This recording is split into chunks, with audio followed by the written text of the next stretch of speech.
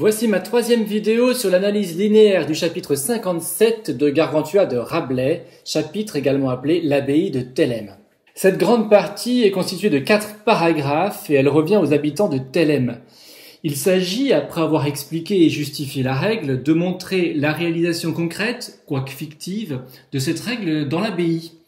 C'est le sens de l'expression introductive « par cette liberté ». On se rend compte que Rabelais fait vraiment l'éloge ici de la liberté.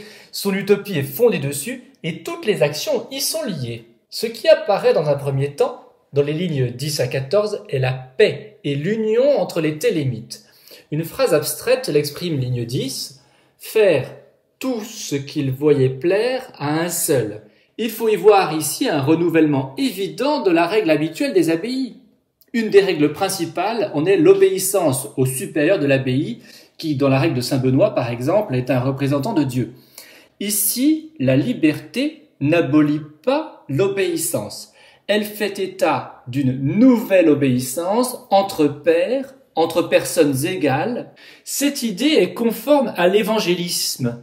C'est un courant catholique de cette époque-là, cher à Rabelais au moment où le protestantisme prend de l'essor.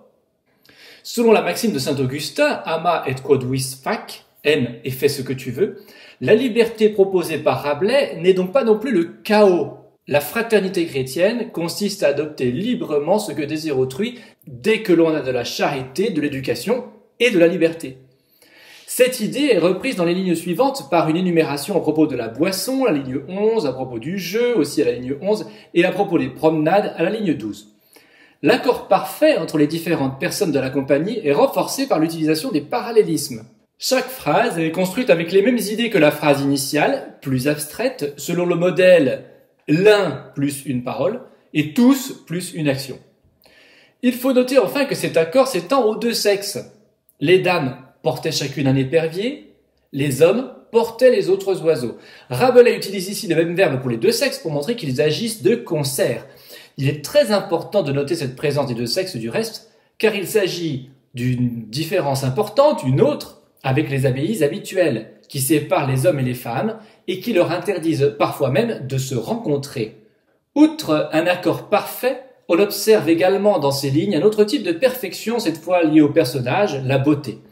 Les dames, montées sur de belles haquenées, avec leur élégant palefroid, sur le point mignonnement engantelé, portaient chacune ou un épervier, et la suite, donc ligne 12, 13. On voit nettement l'insistance de Rabelais sur ce point, chaque nom important étant accompagné d'un adjectif ou d'un adverbe en rapport avec la beauté.